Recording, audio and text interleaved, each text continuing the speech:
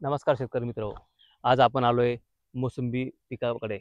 तर आज आपण ह्या बागेमध्ये व्हावं शेतकरी मित्र हो. तर आज बघितलं आपल्या परिसरामध्ये ह्या वर्षी खूप असा पाऊस झालेला आहे आणि पाऊस जो मोसंबीचा पट्टा आहे त्या पट्ट्यामध्ये खूप सारा पाऊस झाला. इतका पाऊस आपल्याला नको हवा होता, तरीसुद्धा तो पाऊस झाला. तर त्या पावसामुळे झालं काय, की आपल्या परिसरातील मिरग बहार हे सगळे धोक्यात आलेले आहे आणि काही शेतकऱ्यांकडे मिरग बहार आहे तर त्यांची काळजी त्या शेतकरी व्यवस्थित घेत नाही. त्या शेतकऱ्यांसाठी आपण आज व्हिडिओ बनवत आहोत. तर शेतकरी मित्र हो, ह्या मोसंबी पिकाला मराठवाड्याचं राजा पीक मानलं जातं आणि खूप मोठं पैसे देणारं पीक जर असेल तर हे मोसंबी पीक आहे आणि मागील काही वर्षापासून हे पीक संकटात आहे शेतकरी मित्र हो. तर त्याला निसर्गाने दिलेले संकट आहे, काही मानवनिर्मित संकट आहे, तरीसुद्धा आपण त्या पिकाकडे लक्ष देणं हे गरजेचं आहे.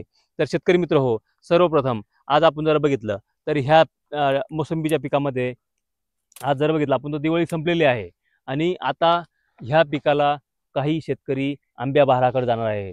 तर आंब्या बहार जो असतो तो हीच वेळ आहे शेतकरी मित्र हो, की आंब्या बहाराकडे जाण्याची.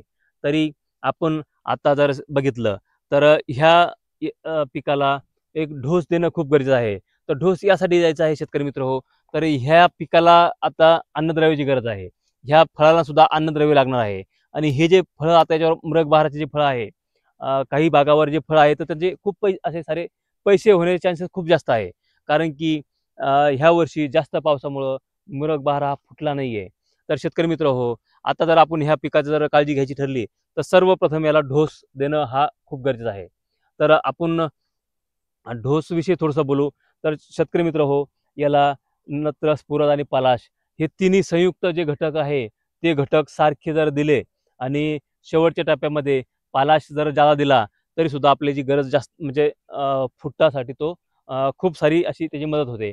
तर शेतकरी मित्र हो, आपण आता बघितलं तर ह्या झाडाला मिनिमम एक 500 ग्रॅमपेक्षा पुढं खत हे देणं गरजेचं आहे. तर त्या खतामध्ये आपल्याला परत शेणखतसुद्धा गरजेचं आहे. तर शेतकरी मित्र हो, ह्या एका झाडाला मिनिमम कमीत कमी 10 किलो तरी शेणखत हे गेलं पाहिजे आणि त्या शेणखतामध्ये जर ते गांडूळ खत असेल, तर ते खूप चांगलं. तर शेतकरी मित्र आता आपण थोडंसं पीक व्यवस्थापनाकडे जाऊया. तर आपण बघितलं, तर हा मिरग बहार आहे आणि याच्यावर आता आपल्या भागामध्ये शेतकरी याला मुंग म्हणतात. तर हा असं मोसंबी काळी पडते. तर ही काळी असं काही मोठं धोक्याचं लक्षण नाही आहे शेतकरी मित्र. हे फक्त आपण काळजी न केल्यामुळं आलेलं ते तो रोग आहे. रोग म्हणजे ती कीड आहे.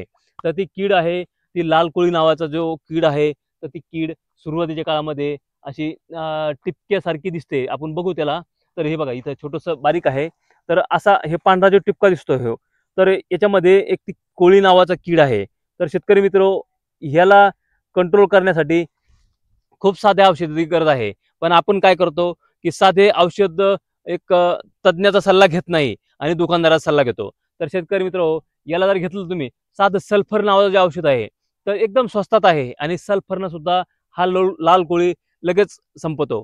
आणि शेतकरी मित्र तो जर नाही करता आला, तर अधूनमधून प्रत्येक 15 दिवसाला जर तुम्ही आंतरप्रवाही बुरशीनाशक जर घेतलं, साध्यातलं कोणतंही डेसिस असो किंवा अजून कोणतंही तुम्हाला जे स्वस्त पडेल ते, त्यांना सुद्धा हा लाल कोळी पूर्णपणे कंट्रोल होतो शेतकरी मित्र आणि आता आपल्याला ह्या पिकापासून खूप मोठी आशा आहे.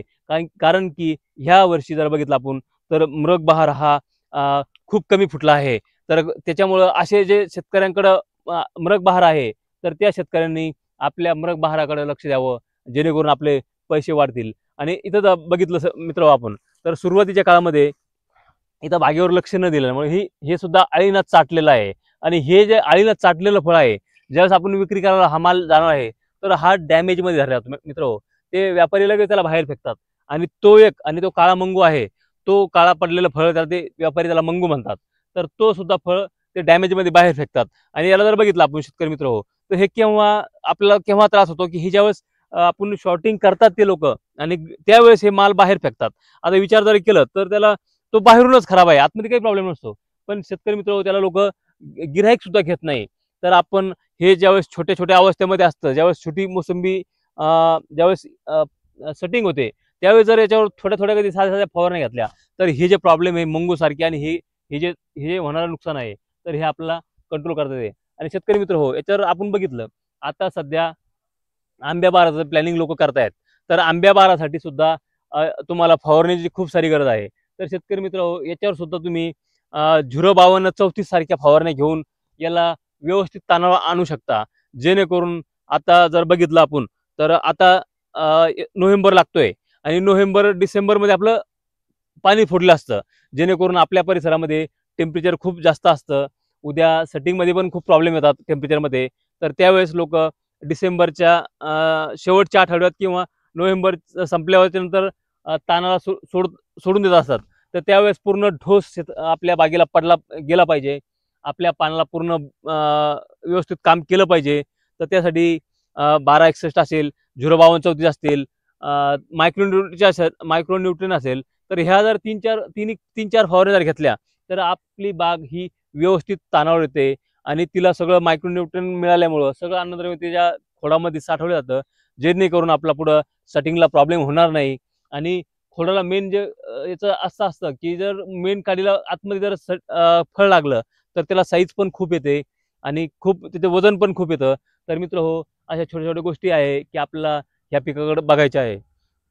ह्या पिकाची काळजी करू शकता आणि आपल्या उत्पादनात नक्कीच यामुळं वाढ होते. शेतकरी मित्र हो, याला जर बघितलं आपण तर शेवटला तुम्ही 1% बोर्डो पेस्ट सुद्धा 1% बोर्डो फवारणी सुद्धा करू शकता. जेणेकरून बुरशीचे जे प्रॉब्लेम आहे ते तिथेच कंट्रोल होते आणि आपल्या खोडाला आताच आपण बोर्डो पेस्ट लावून सनी झाड हे तानावर सोडून द्यावं. जेणेकरून तुम्हाला जे खोडाला काही प्रॉब्लेम झाले असतील तर ते सुद्धा बऱ्यापैकी कव्हर झाले असतील. तर अशा प्रकारे आपल्या मोसंबी पिकाचं हे नियोजन तुम्ही आता करू शकता शेतकरी मित्रहो आणि अशा प्रकारे तुम्ही नियोजन करावं. धन्यवाद.